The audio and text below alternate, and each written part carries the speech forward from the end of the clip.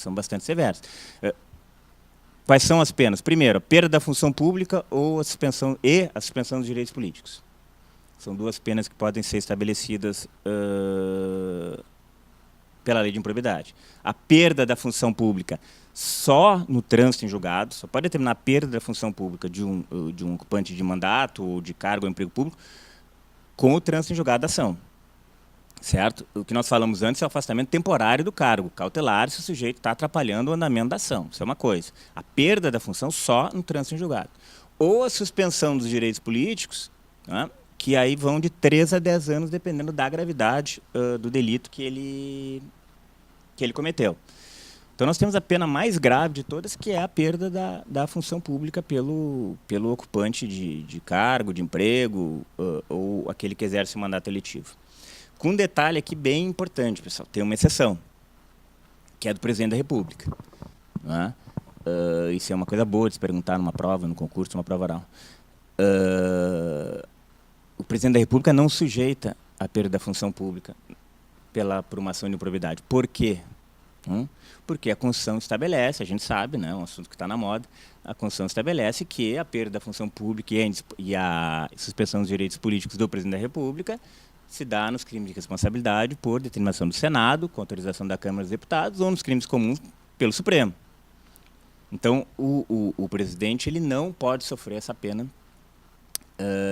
numa ação de improbidade administrativa.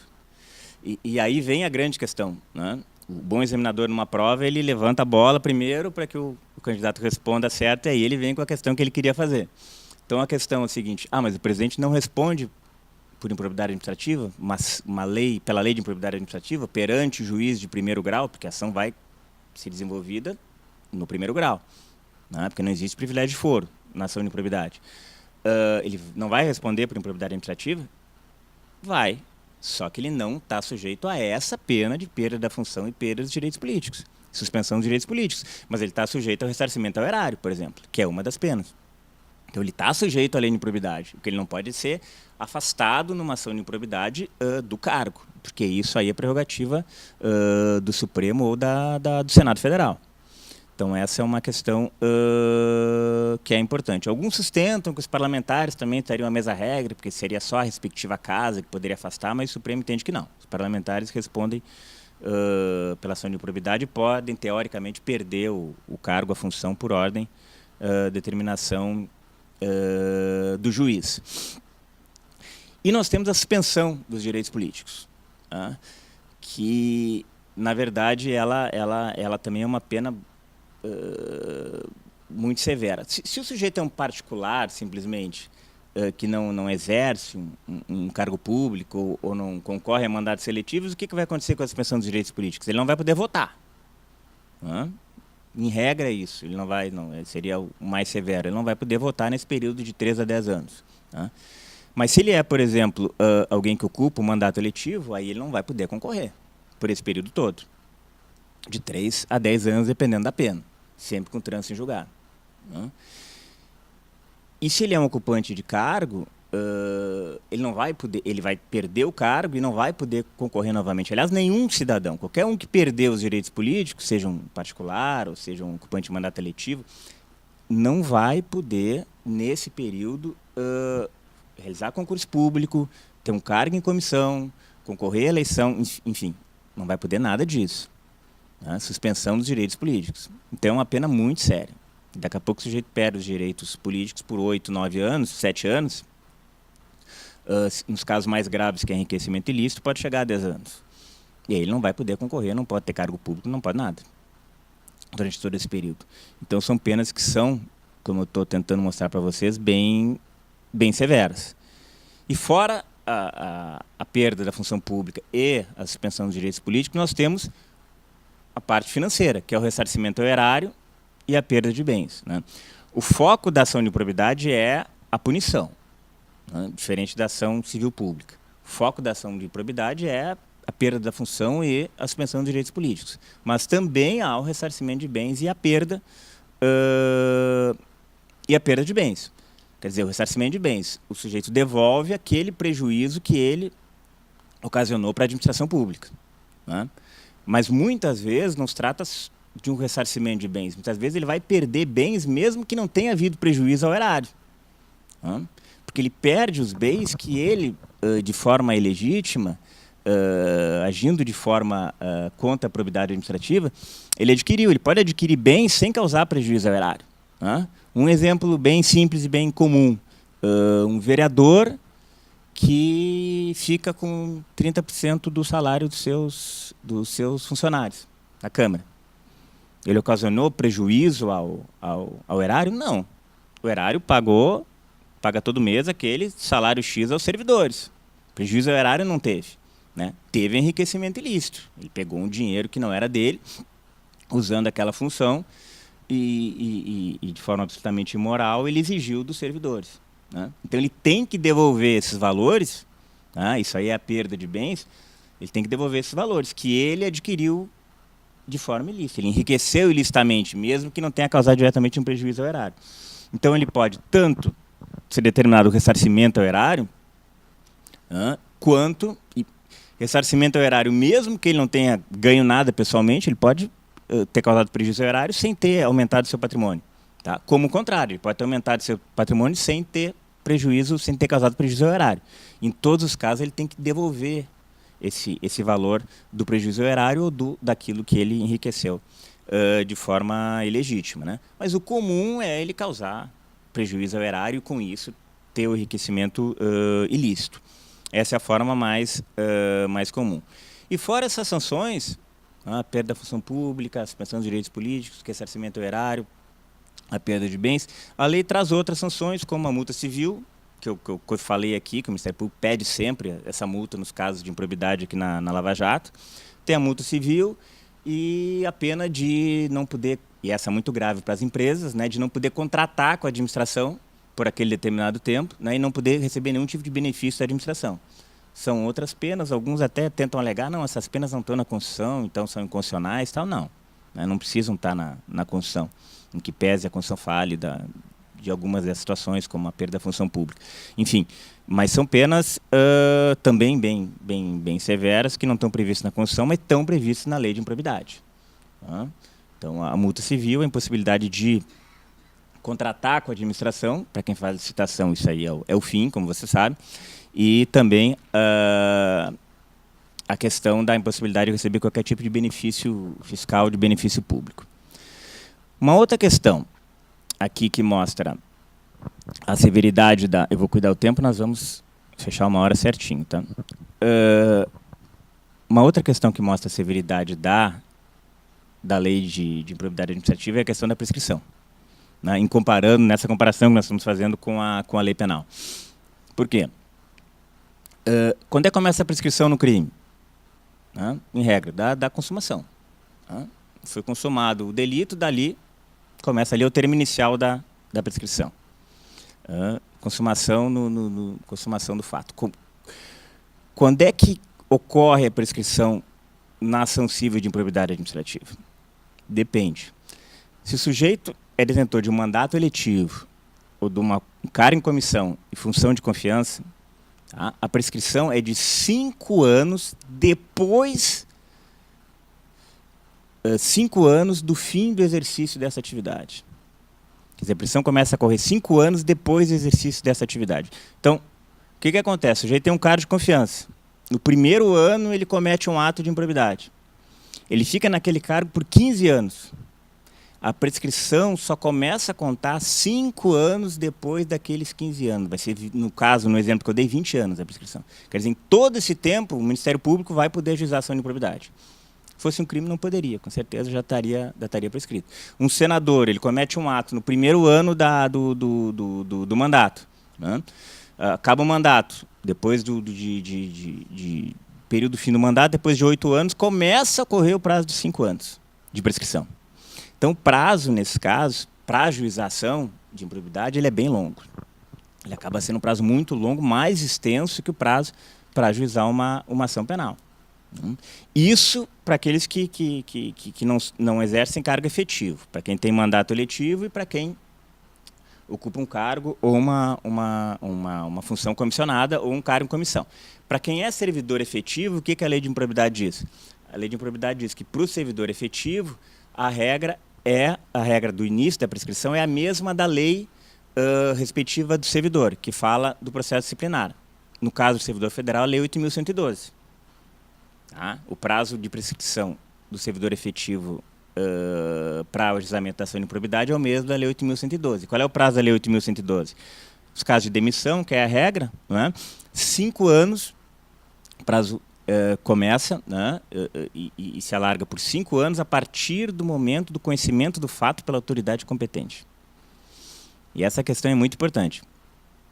Tá? Isso cai em prova, porque é principalmente prova objetiva, porque é um belo pega-ratão. Né? A gente decora 5 anos, prazo de demissão 5 anos. 5 anos. 5 anos do momento em que a autoridade competente toma conhecimento, né? E não do fato. Então, esses 5 anos, a autoridade competente pode tomar conhecimento depois de 10 anos do fato. E a partir dali que começam os 5 anos. Eu assisti um julgamento do CNJ, e dá para falar aqui, porque foi público, enfim, foi... eu costumo, às terças-feiras, normalmente uma terça sim, uma não, tem julgamento do CNJ. Do plenário do CNJ e passa no YouTube, no canal do CNJ. Eu costumo assistir. Né? Fica uma tela ali na sentença, uma tela no CNJ. E esses tempos, não faz muito tempo, o CNJ julgou o presidente do Tribunal de Justiça de Alagoas, que respondia por... Eram vários processos administrativos, com vários fatos completamente diferentes. E se pediu o afastamento cautelar dele.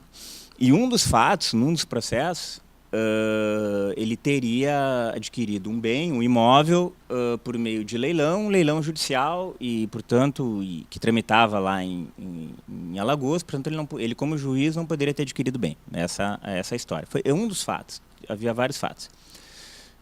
E por esses fatos ele acabou sendo afastado, ele foi afastado da função, não só de presidente como de desembargador, ele tá afastado, até ser julgado de forma definitiva pelo CNJ. E o que ele alegou? Né? Ele alegou que estava prescrito aquela falta administrativa que ele teria cometido, estava prescrita por quê? Porque ele adquiriu aquele bem e no ano seguinte ele declarou no imposto de renda. Então ele deu publicidade para aquilo, ele não escondeu. E o que o CNJ disse? O que a corregedora falou? Colocou ali naquele julgamento. Ela disse, olha, a Receita Federal não é autoridade competente para punir o presidente do tribunal. A autoridade competente é o CNJ. Né? Essa autoridade competente, o CNJ não teve conhecimento lá quando foi declarado a aquisição do bem. Teve conhecimento agora. Então, agora que começou o prazo prescricional. Então, prazo de prescrição no processo administrativo federal, e que se aplica se o sujeito for ocupante de cargo efetivo na lei de improbidade, é o prazo de 5 anos a partir do conhecimento pela autoridade competente para julgar aquela pessoa. Né? Não que foi dado publicidade ou que outra pessoa conheceu aquele fato. E tem uma situação ainda mais séria, que é o seguinte, diferente do processo criminal, a juizada ação civil ela não prescreve mais. Né? Não tem prescrição pela pena em concreto, como tem no processo penal. Né? Então, o ajuizado dentro do prazo, ação civil, no caso da improbidade, esse processo pode durar 10, 20, 30 anos que ele não vai prescrever nunca. Como aquela situação que eu falei lá no início, no início da nossa conversa, aqui, do processo que já tem 11 anos, está na primeira instância, ele não vai prescrever mais. Porque quando ele foi ajuizado, não havia prescrição. Então, o sujeito não vai poder, ele vai poder dificultar ao máximo, mas no fim o processo não vai ter uma prescrição. No processo civil. Então, nesse caso, provavelmente o processo criminal, que também tem vidas e vindas e está na primeira instância, ele provavelmente até já prescreveu ou vai prescrever, mas o civil não vai prescrever. Então, isso é complicado para o réu. Uma questão aqui bem interessante, que surge a partir de uma jurisprudência agora de fevereiro do Supremo, que é interessante vocês saberem, é o seguinte. Como é que fica a prescrição no caso de ressarcimento ao erário? Apenas simplesmente ressarcimento. Por quê? Não sei se vocês vão lembrar, devem ter estudado já, acho que quando estudaram responsabilidade civil, na faculdade ou depois, vocês vão lembrar que tem o artigo 37, parágrafo 5º da Constituição, que diz o quê? A lei estabelecerá os prazos de prescrição para os ilícitos praticados por qualquer agente. É aí que vem, servidor ou não, é aí que vem, que causam prejuízo ao erário, ressalvadas as respectivas ações de ressarcimento. Lembram? É aquela regra pela qual a ação de ressarcimento do Estado contra o seu servidor não prescreve. É o que diz o artigo 37, parágrafo 5º. Pelo menos é o que sempre se achou que dizia o artigo 37, parágrafo 5º. Então, um servidor está dirigindo um carro público, ele é motorista, bate num carro particular, né, aquela historinha de sempre. Aí o particular vai ajuizar a ação contra a administração vai pagar, vai indenizar e vai buscar do seu servidor. E essa ação do Estado buscando do seu servidor, pelo 37, parágrafo 5º, não prescreve. Sempre se entendeu assim. Né? E, portanto, não prescreveria, pela mesma regra, nunca ação de ressarcimento na improbidade administrativa, porque é um ressarcimento da mesma forma, um ressarcimento por um ilícito. Tá? Um ilícito de alguém que agiu com improbidade. O que acontece? Em fevereiro desse ano, agora de 2016, o Supremo se reuniu e ele decidiu o seguinte: o Supremo entendeu que prescrição é a regra. Que a regra é prescrição. E que a norma do 37, parágrafo 5º, não pode ser interpretada de forma ampla. Tem que ser interpretada de forma restrita. Não pode se considerar que em todas as situações vai se afastar sempre a prescrição. E ele entendeu que nos ilícitos civis, que não tem uma maior repercussão, a prescrição vai ser de 5 anos, a partir do momento do fato. Então, a gente volta para aquilo que a gente aprendeu lá, de que não tem, nesses casos de ressarcimento do servidor público que não tem prescrição sim. O Supremo entendeu agora, esse ano, que prescreve em 5 anos. Né? Que a interpretação do 37, parágrafo 5º, tem que ser restrita. Tá? E aí surge a questão, tá, e então prescreve em 5 anos na ação de improbidade, e essa questão está em repercussão geral para o Supremo decidir. Só que eu já adianto para você o seguinte: o Supremo vai decidir que não prescreve nunca a ação de improbidade. Por quê? Porque quando o Supremo disse que prescreve em 5 anos, ele falou o seguinte: o 37, parágrafo 5º, que fala que nunca prescreve a ação de ressarcimento do Estado contra o servidor, ele se refere, na verdade, ao 37, parágrafo 4º. O que é o 37, parágrafo 4º da Constituição? A norma que fala sobre a improbidade. Então, ele, na verdade, o que o Supremo entende que não prescreve nunca é o ressarcimento no caso de improbidade administrativa. Tá? E também eles adiantaram na decisão que seria o ressarcimento em caso de cometimento de crime. Nesses casos, não há prescrição. Nesse caso, o Estado pode ajuizar a ação quando quiser. Só nesses casos. Nos demais casos, prescrição em 5 anos. Quando não há ação de improbidade pelo servidor ou quando não há um crime, prescreve em 5 anos. Esse é o entendimento de agora. Só que quanto à improbidade administrativa, especificamente, eles acabaram não decidindo, mas é uma questão que está em repercussão geral e a decisão provavelmente vai ser essa. Bom, vamos começar a descida, então, vamos começar o encerramento. Eu só quero tocar a descida do avião, né, que vai começar, mas demora um pouquinho. Só quero tocar em alguns pontos que eu acho interessantes para vocês em relação à lei de improbidade também, para concursos, para provas e outras coisas. Primeiro, com relação à competência. Pessoal, a competência na ação de improbidade é do juiz de primeiro grau. A prerrogativa de foro, ela é uma exceção ao princípio da igualdade. Tá? Ela tem que ter uma previsão específica. Tá? Se a Constituição não fala que o réu da ação de improbidade, em alguns casos, dependendo do cargo, tem privilégio de foro, se a lei não fala em privilégio de foro, não existe privilégio de foro. Então, todos respondem perante o juiz de primeiro grau, certo? Seja o vereador, seja o presidente da República.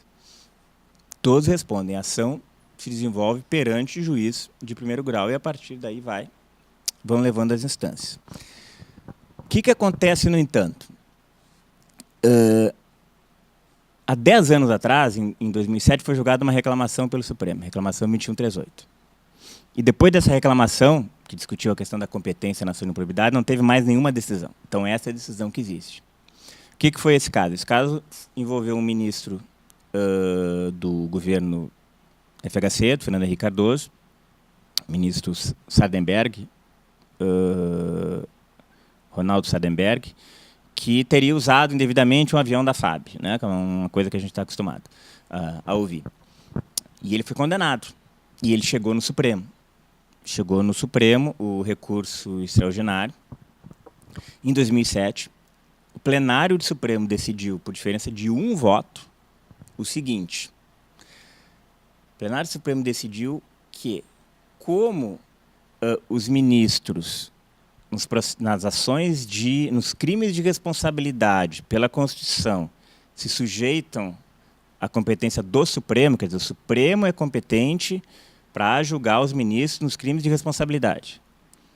E como eles pensaram bastante para chegar aí.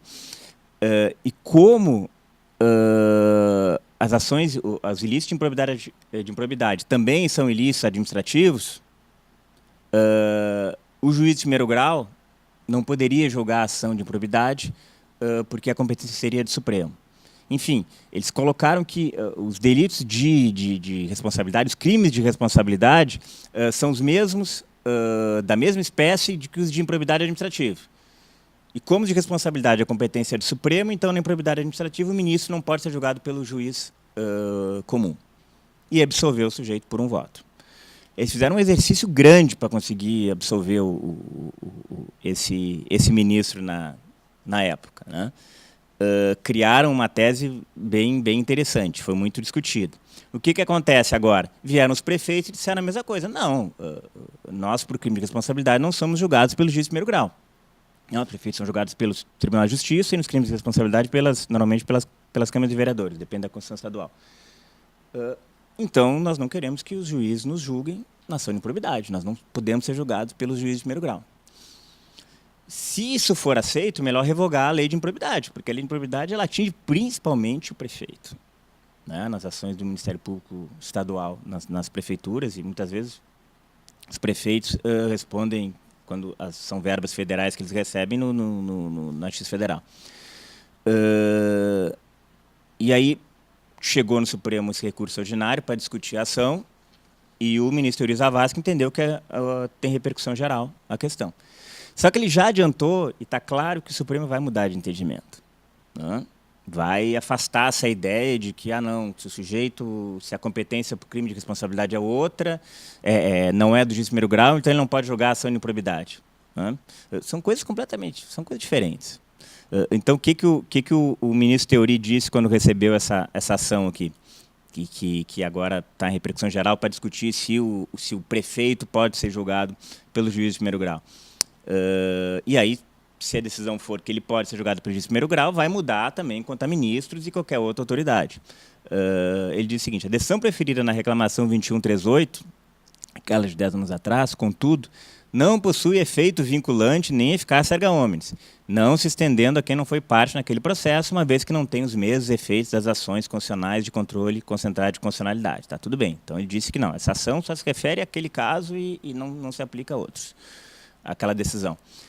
E aí ele segue. Ademais, ressalta o fato relevante de que na reclamação 2138 foi decidido por escassa maioria de apenas um voto, sendo que 5 dos atuais ministros, Aires Brito, Ricardo Lewandowski, Dias Toffoli, Luiz Fux e Rosa Weber, sem que 5 dos atuais ministros, esses que ele citou, tenham votado sobre o mérito em razão de já o terem feito os antecessores. Quer dizer, metade do Supremo mudou desde aquela época. E o Supremo provavelmente vai decidir agora que não existe essa vinculação entre ação de improbidade e de responsabilidade, de crime de responsabilidade. Então, o sujeito pode ser julgado por crime de responsabilidade, pode ser julgado pela ação de improbidade pelos juízes de primeiro grau. A verdade é que os processos que existem hoje contra prefeitos estão andando normalmente e nenhum processo desse foi suspenso para o tribunal usando essa decisão aqui. Foi uma decisão muito isolada, mas é uma decisão do Supremo. Mas essa decisão que, como eu disse, meio que, né, foi criada, elaborada, talvez, para aquele caso concreto, para a situação daquele ministro naquela época há mais de 10 anos. Contra quem pode ser usada a ação de improbidade? Quem é que pode ser sujeito da improbidade? Isso aqui é importante porque a ideia aqui de quem pode cometer improbidade é muito ampla. Quem é que pode cometer ação um ato de improbidade e responder numa ação de improbidade? O agente público. O agente público aqui dentro daquela ideia mais ampla possível que vocês aprenderam nas aulas de direito administrativo. Quer dizer, todo aquele que exerce de forma remunerada ou não, transitória ou não, uma função pública, um cargo, emprego ou uma função pública. Então, a visão aqui é bastante ampla. O STJ já decidiu, por exemplo, que, aliás, faz pouco essa decisão, que o estagiário responde por improbidade. Né? Aquele que exerce um estágio num órgão público. Já decidiu que o tabelião registrador, que tem uma função, que exerce uma função pública, em que peça um particular, também responde por improbidade administrativa. Então, a ideia é muito ampla. Né? Exercendo função pública, ele responde, ele pode realizar um ato de improbidade administrativa. E, com ele, qualquer particular que participar daquele ato. Por isso que, como eu disse, muitas vezes tem um agente público e 20 particulares. Numa licitação, por exemplo, não é? Uma fraude numa licitação. Aí entra lá o diretor da empresa, o presidente da comissão de licitação e todas as empresas que participaram, que se juntaram para fazer uma fraude. Então, pode ter muitos particulares. Né? E não só particulares, empresas também. No caso da Lava Jato, são réus das ações de improbidade os particulares, os responsáveis pelas empresas que participaram dos ilícitos e as empresas. Né? Que, claro, as empresas não vão perder a função pública nem os direitos políticos, mas vão ser obrigadas a efetuar o ressarcimento ao erário. Tá? E devolver aquilo que ilicitamente ganharam. Então, a ideia é bem ampla no sentido de contra quem pode ser ajuizada a ação. Por isso que nós temos particulares, pessoas que não têm cargo público, que não exercem mandato, respondendo por ação de improbidade. Sempre vai ter um agente público na ação, pelo menos um. Né? Os demais podem ser particulares que se participaram do conluio com esse agente público. E quem é que pode ajuizar essa ação? Quem é que pode ser autor dessa ação? Nós falamos muitas vezes aqui, várias vezes eu falei de Ministério Público. Só que é importante para vocês não confundirem, gente, com a ação civil pública. Porque tem aquela discussão, a ação de improbidade é espécie de ação civil pública ou não é, enfim. Não interessa. O caso é que a ação civil pública, quem estudou vai lembrar, o rol dos autores, os possíveis autores da ação é muito amplo. Né? Pode entrar com a ação civil pública o Ministério Público, qualquer pessoa jurídica, direito público ou direito privado, da administração, pode entrar a Defensoria Pública, pode entrar a associação em atividade há 1 ano na defesa dos seus associados, todos esses podem entrar com a ação civil pública. Mas entrar com a ação de improbidade administrativa, não. O rol de quem pode entrar com a ação de improbidade administrativa é bem restrito. Só pode ajuizar a ação de improbidade administrativa o Ministério Público, estadual ou federal, dependendo da competência, claro, e a pessoa jurídica interessada. Quem é a pessoa jurídica interessada, que a lei fala? O ente público, né? Seja personalidade pública ou privada, pode ser uma empresa pública, um Ministério da Economia Mista, mas o ente público que sofreu o prejuízo. Né? O ente público que foi prejudicado pela ação do seu agente que lhe causou aquele prejuízo. Ela tem legitimidade. Tanto é que na Lava Jato houve o ajuizamento de ação de improbidade pela União. E os juízes não aceitaram, dizendo o seguinte, não, mesmo que a União tenha a maioria das ações da Petrobras, ela juridicamente não é a pessoa jurídica interessada. A pessoa jurídica interessada, quem é que sofreu o prejuízo? A Petrobras, a empresa pública. Ela poderia ajuizar a ação de improbidade. E o Ministério Público. Tá? Ela não ajuizou, quem ajuizou foi o Ministério Público. A União tentou ajuizar, mas se entendeu que ela não tinha legitimidade, porque ela não é a pessoa que foi prejudicada. Né? Os agentes eram funcionários da Petrobras, eram diretores da Petrobras, e não servidores da União. E finalizando, e talvez seja aquela coisa mais, deixando para o final mais importante, e é aquilo que vai se perguntar sempre que se falar numa ação de improbidade, o principal da ação de improbidade, o principal ponto dela são as espécies de improbidade. Quer dizer, quando há improbidade, quais são as espécies de improbidade? Isso aqui é o básico que quem vai fazer um concurso tem que saber. Porque se cair a ação de improbidade numa prova oral, vai ser perguntado de certo. Quais são as espécies de improbidade? E aí vocês têm que ter o cuidado e buscar memorizar as 3 situações. Existem 3 situações, 3 espécies de improbidade. 3 atos em que a pessoa, realizando esse tipo de ato, vai estar sujeito à lei de improbidade. Né? Que estão no artigo 9, 10 e 11 da lei. Né? Pensa no time de futebol, né? nos 3 últimos atletas, né? Camisa 9, 10 e 11. São os 3 casos de improbidade. Qual é o primeiro? O primeiro mais grave, está no artigo 9º, enriquecimento ilícito. Né? Sujeito que enriqueceu ilicitamente realizando um ato de improbidade. Ele está sujeito às penas mais graves e mais severas. Lembrando a vocês, esse enriquecimento ilícito não significa necessariamente que ele tenha dado prejuízo para a administração, como é o caso do exemplo que eu dei do vereador que pegou dinheiro dos seus funcionários, né, dos servidores da Casa Legislativa. Ele teve enriquecimento ilícito. Não causou prejuízo ao erário, mas ele agiu com improbidade e teve enriquecimento ilícito. Esses são os casos mais graves. Enriquecimento ilícito, mesmo não causando prejuízo ao erário. Normalmente causa prejuízo ao erário, mas mesmo não causando, ele está sujeito às penas mais graves da ação de improbidade. Primeira situação é essa, do artigo 9º. O artigo 10º fala o quê? Atos que causem prejuízo ao erário. Aí é o outro lado da moeda. Né? O sujeito causou prejuízo ao erário. Mesmo que não tenha, daqui a pouco, enriquecido. Mesmo que não tenha ganho R$1. Mas ele causou prejuízo ao erário. E ele tem que devolver esse dinheiro, ele está sujeito às penas. Por exemplo, um dos casos que a lei fala é dispensa indevida de licitação. O sujeito é presidente da comissão de licitação de um órgão público e indevidamente dispensou uma licitação e comprou, determinou a aquisição de produtos com valor maiores, pelo fato de ter dispensado, com valores maiores do que seriam utilizados, seriam gastos para comprar se tivesse havido uma disputa licitatória. Certo? Ele não ganhou nada com isso. Ele pode até não ter feito isso dolosamente, mas ele agiu com improbidade porque ele causou prejuízo ao erário. É o caso do artigo 10º da Lei de Improbidade. Então, nós temos o 9º, enriquecimento ilícito mais grave, o 10º, que é o do meio, que é o ato que causa um prejuízo ao erário. Portanto, enriquecer ilicitamente pela lei é mais grave do que causar prejuízo ao erário.